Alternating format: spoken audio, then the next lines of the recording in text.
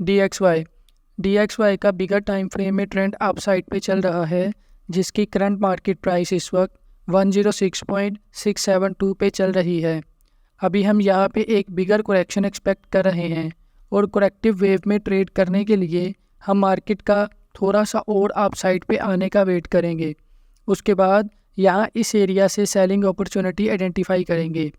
तो कंफर्मेशन के लिए आप यहाँ end of rising market, buying climax या टॉप रिवर्सल देख सकते हैं। और अगर आपको इनमें से किसी चीज़ के बारे में नहीं पता तो आप simply reversal candlestick pattern identify कर लें। यूरो एनजेडी को मैंने 1.76265 से बाय करवाया था। ये 1:4 की ट्रेड है, जिसका ओवरऑल टारगेट 400 पिप्स का है। इस वक्त ये ट्रेड अप्रोक्सीमेटली 220 प्लस पिप्स हमारी फेवर में आ गई है, जिसका स्टॉप लॉस हम ब्रेक इवन पॉइंट पे कर चुके हैं। नेक्स्ट वीक अगेन हम इसे अप साइड पे ही देख रहे हैं। ये सिग्नल हमने अपने ट्रेडिंग व्यू और ट्विटर अकाउंट पे भी शेयर किया था। इसका भी लिंक आपको डिस्क्रिप्शन में मिल जाएगा। यूरो ओजी का long term trend up side पे चल रहा है, जिसकी करंट मार्केट प्राइस इस वक्त 1.668 पे चल रही है। 7 अक्टूबर को यूरो ओजी का ये एक फ्री सिग्नल मैंने अपने ट्रेडिंग व्यू और ट्विटर अकाउंट पे शेयर किया था, जिसका लिंक आपको डिस्क्रिप्शन में मिल जाएगा। ये 1:4 की ट्रेड थी, जिसका ओवरऑल टारगेट 400 पिप्स का था, जबकि इस वक्त ये ट्रेड 330 पिप्स प्रॉफिट में आ चुकी है, जिसका स्टॉप लॉस हम ब्रेक इवन पॉइंट पे कर चुके हैं। नेक्स्ट वीक एक स्मॉल करेक्शन के बाद हम इसे अप साइड पे ही देख रहे हैं। यूरो ओजी की ये ट्रेड 60 पिप्स दूर है अपने टारगेट से। CHF-JPY स्विस येन अपने एक रेजिस्टेंस लेवल पे था और फ्राइडे को यहाँ एक सेलिंग अपॉर्चुनिटी मिली थी हमें, जो कि 1:30 की बहुत ही शानदार ट्रेड थी, जिसका ऑर्डर फ्राइडे को ही एग्जीक्यूट हो गया था और इस वक्त ये ट्रेड प्रॉफिट में भी आ चुकी है। इस ट्रेड के मैं आपको एंट्री स्टॉप लॉस लेवल्स नहीं दिखाऊंगा, क्योंकि ये एक प्रीमियम सिग्नल है। प्रीमियम के साथ साथ गाइस मैंने एक फ्री ग्रुप भी बना रखा है, जिसे आप ज्वाइन कर सकते हैं, जिसका लिंक आपको डिस्क्रिप्शन में मिल जाएगा। कैनेडा JPY कैट यानी running 140 plus pips profit. Guys last week आपको बताया था कि नेक्स्ट वीक मार्केट थोड़ी सी करेक्शन करेगी अप साइड पे, उसके बाद अगेन हम इसे डाउन साइड पे ही देख रहे हैं। तो आप देख सकते हैं कि मार्केट ने लास्ट वीक में अपनी ये करेक्शन स्टार्ट कर दी है। नेक्स्ट वीक अगर मार्केट अपनी ये करेक्शन थोड़ी सी और अप साइड पे करती है और यहाँ इस एरिया में हमें कंफर्मेशन मिलती है, तो यहाँ से अगेन हम एक और सेल कर सकते हैं। इससे पहले वाली ट्रेड का स्टॉप लॉस हम ब्रेक इवन पॉइंट पे कर चुके हैं। गाइस पर्सनली तौर पे तो मैं 50 पिप्स प्रॉफिट के बाद stop loss break even point पे कर देता हूँ। ये गारंटी है इस बात की कि अगर मार्केट में कुछ सडन मूवमेंट आ जाए किसी मेजर इकोनॉमिक इवेंट की वजह से या किसी सेंटीमेंट की वजह से, मार्केट वोलेटिलिटी बढ़ जाए और मार्केट रिवर्स कर जाए, तो आपको किसी किस्म का लॉस नहीं उठाना पड़ेगा। जैसे लास्ट वीक इसराइल और फ़लस्तीन के दरमियान जंग को लेकर गोल्ड गैप अप से स्टार्ट हुआ था, ऐसी सिचुएशन में अगर गलती से आप गलत डायरेक्शन में बैठ गए और आपने स्टॉप लॉस भी ना लगाया हो, तो आपको बहुत ज़्यादा नुकसान का सामना करना पड़ सकता है। ऐसी सिचुएशन में मार्केट की सही डायरेक्शन क्या है, उसके लिए आप हमारे चैनल को सब्सक्राइब कर सकते हैं, जिस पे हर संडे रात 8 बजे आपको एटलीस्ट 15 पेयर्स की सही डायरेक्शन के बारे में बताया जाता है, जिसमें गोल्ड भी शामिल होता है। गोल्ड का गाइज हम 2 वीक से बता रहे हैं कि इसकी नेक्स्ट अप वेव बनेगी, जबकि इसराइल और फ़लस्तीन के जंग के मामले ने बाद में जोर पकड़ा है। गोल्ड के बारे में गाइज लास्ट वीक आपको बताया था कि 4 आवर्स टाइम फ्रेम में एक डाउन ट्रेंड चैनल भी था, जिसकी लोअर ट्रेंड लाइन इस डिमांड जोन के साथ ओवरलैप कर रही थी, जिसने सपोर्ट का काम किया है। नेक्स्ट वीक हम गोल्ड को अप साइड पे ही देख रहे हैं। तो आप देख सकते हैं कि गोल्ड कितने ही ज़बरदस्त तरीके से हमारी फेवर में गया है। लास्ट वीक में गोल्ड ने 900 पिप से भी ज़्यादा अप साइड पे मूव किया है। गाइस जहां बाकी पेयर्स को 1000 पिप्स की मूव करने के लिए 3-3 महीने लग जाते हैं, वहीं गोल्ड के लिए इतनी मूवमेंट करना 1-1.5 हफ्ते की मार है। This is the power of gold. इससे पहले ये 2 वीक्स में 1000 पिप्स से भी ज़्यादा डाउन साइड पे मूव किया था, जबकि लास्ट 2 वीक्स में गोल्ड अगेन 1000 पिप से भी ज़्यादा अप साइड पे मूव किया है। लास्ट वीक में गोल्ड का वीकली फोरकास्ट देखेंगे तो चार्ट के साथ आपको पता चल जाएगा, डिटेल में एक्सप्लेन किया गया है। Pound USD, pound dollar running 30 पिप्स profit. ये भी एक फ्री सिग्नल मैंने अपने ट्रेडिंग व्यू और ट्विटर अकाउंट पे शेयर किया था, इसका भी लिंक आपको डिस्क्रिप्शन में मिल जाएगा। ये भी 1:4 की ट्रेड थी, जिसका ओवरऑल टारगेट 400 पिप्स का है। नेक्स्ट वीक अगर मार्केट ने इसका ब्रेक इवन हिट कर दिया तो हम पाउंड के प्रीवियस लो के ब्रेक होने का वेट करेंगे और यहाँ इस हाईलाइटेड एरिया से कंफर्मेशन के बाद हम बाइंग अपॉर्चुनिटी आइडेंटिफाई करेंगे।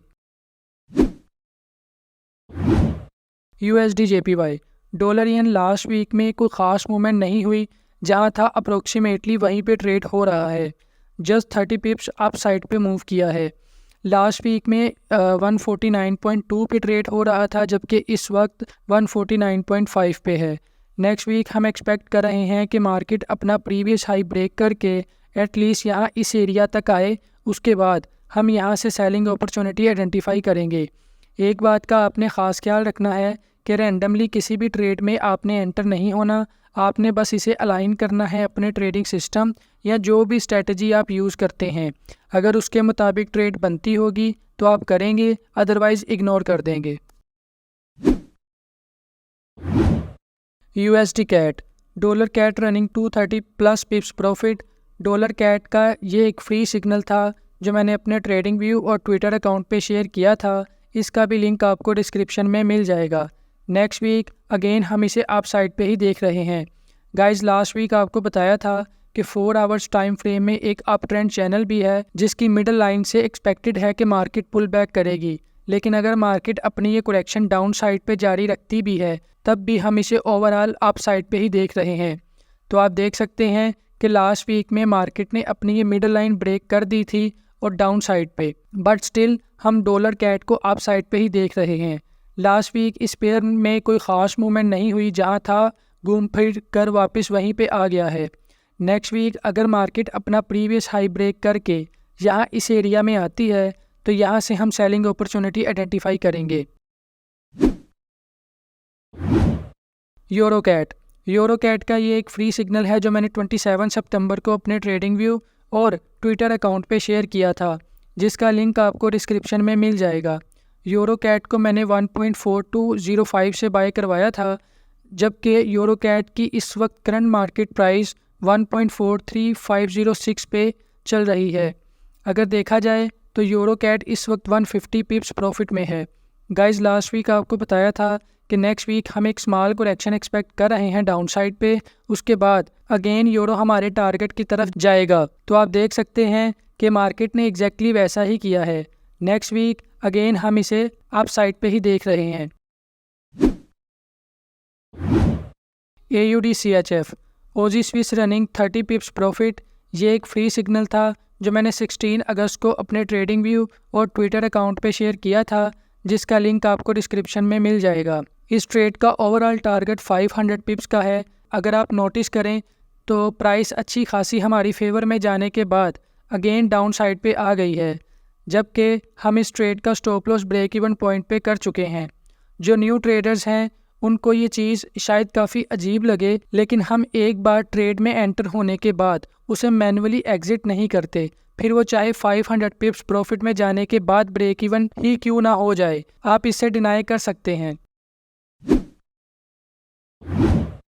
NZD-CHF, NZD-CHF का भी गाइस लास्ट वीक आपको बताया था कि नेक्स्ट वीक हम एक स्मॉल करेक्शन एक्सपेक्ट कर रहे हैं। तो आप देख सकते हैं कि मार्केट ने अपनी लास्ट वीक में ये करेक्टिव वेव बनाई है। करंटली NZD-CHF 0.53 पे ट्रेड हो रहा है। नेक्स्ट वीक अगेन हम इसे अप साइड पे ही देख रहे हैं। यूरो-CHF इस वक्त अपने डिमांड जोन में आ चुका है। डिमांड जोन एक टेक्निकल एनालिसिस कॉन्सेप्ट है जिसे ट्रेडर्स यूज़ करते हैं to identify potential reversal point in the market where buying interest for a currency pair is likely to be strong. Demand zone are typically associated with a support level. अगर मैं आपको आसान अल्फाज में बताऊं तो डिमांड जोन एक area है प्राइस चार्ट पे जहां करेंसी पेयर्स की प्राइस रिवर्स हुई थी from down trend to an up trend. Traders believe that these zones represents area where there is a high probability of a price reversal. इसके लिए traders various tools and indicators का use करते हैं to identify these demand zone including support and resistance levels, trend line and candlestick patterns. Demand zone में एक बात का आपने ख़ास ख्याल रखना है कि प्राइस को डिमांड जोन में एंटर होते ही फौरी तौर पे आपने मार्केट में एंटर नहीं हो जाना। Wait for confirmation signal like bullish candlestick pattern और a clear rejection of a demand zone before entering a trade. Canada CHF कैट स्विस को हम लॉन्ग टर्म अपसाइड पे ही देख रहे हैं। मैं आपको इसका ओल्ड चार्ट दिखा देता हूँ, ये रहा। नेक्स्ट वीक अगेन हम इसे अपसाइड पे ही देख रहे हैं। सिल्वर लास्ट 2 वीक से हमारी फेवर में मूव कर रहा है।